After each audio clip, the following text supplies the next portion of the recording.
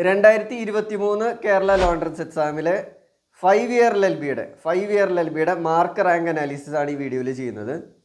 അപ്പോൾ ഇത് നോക്കിക്കഴിഞ്ഞ് കഴിഞ്ഞാൽ നമുക്ക് എത്ര മാർക്ക് വാങ്ങണം, എത്ര മാർക്ക് വാങ്ങിയാൽ ഇത്ര റാങ്ക് കിട്ടും, ആ ഒരു ഐഡിയ കിട്ടും. അപ്പോൾ നമ്മൾ എക്സാം എഴുതുമ്പം അതനുസരിച്ച് നമുക്ക് ക്വസ്റ്റ്യൻസ് അറ്റംപ്റ്റ് ചെയ്യാൻ പറ്റും. നെഗറ്റീവ് മാർക്ക് കുറച്ച് ഏകദേശം നമുക്കറിയാമല്ലോ, ഇത്ര ക്വസ്റ്റ്യൻസ് ചെയ്യുമ്പോൾ ഇത്ര ഉത്തരം ശരിയായിരിക്കാം, അപ്പോൾ ഇത്ര മാർക്ക് എനിക്ക് കിട്ടിയിരിക്കാം, അപ്പോൾ ഇനി കൂടുതൽ എഴുതി തെറ്റിക്കണ്ട, അങ്ങനെ ഒരു തീരുമാനം എടുക്കാൻ പറ്റും ഇതറിഞ്ഞ്. ഞാൻ എങ്ങനെയാണ് അങ്ങനെ എക്സാമിന് പോയി പ്രിപ്പയർ ചെയ്തത് എന്നുള്ളതിൻ്റെ ഒരു വീഡിയോ ഞാൻ ചെയ്തിട്ടുണ്ട്. അതിൻ്റെ ലിങ്ക് ഞാൻ ഡിസ്ക്രിപ്ഷനിൽ കൊടുക്കാം, അത് നിങ്ങൾക്ക് പോയി നോക്കാം. ഇനി നമുക്ക് ആ മാർക്ക് റാങ്ക് അനാലിസിസിലേക്ക് കിടക്കാം. അതായത് 436 മാർക്ക് കിട്ടിയ സ്റ്റുഡൻറ്റിന് 1ാം റാങ്ക് ആയിരുന്നു കിട്ടിയിരുന്നത്. 284 മാർക്ക് കിട്ടിയപ്പോൾ 100ആയി റാങ്ക്. അതായത് 1ാം റാങ്കും 100ആം റാങ്കും തമ്മിലുള്ള വ്യത്യാസം, 1ാം റാങ്ക് 436 മാർക്ക്, 100ആം റാങ്ക് വന്നപ്പോൾ 284ആയി.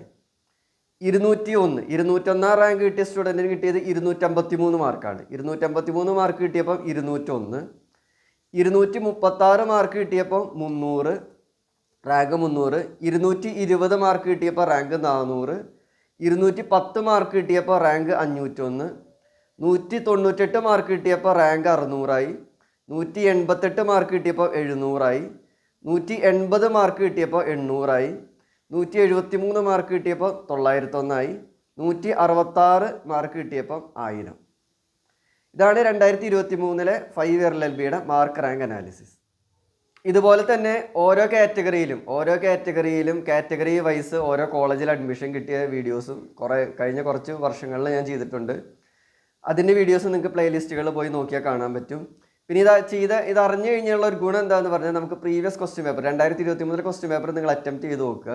എന്നിട്ട് നമുക്കിപ്പോൾ ഏകദേശം എത്രത്തോളം മാർക്ക് കിട്ടുന്നുണ്ട് നോക്കുക. അപ്പോൾ നമ്മൾ ആ വർഷം എഴുതിയിരുന്നെങ്കിൽ നമുക്ക് ഈ റാങ്ക് കിട്ടും.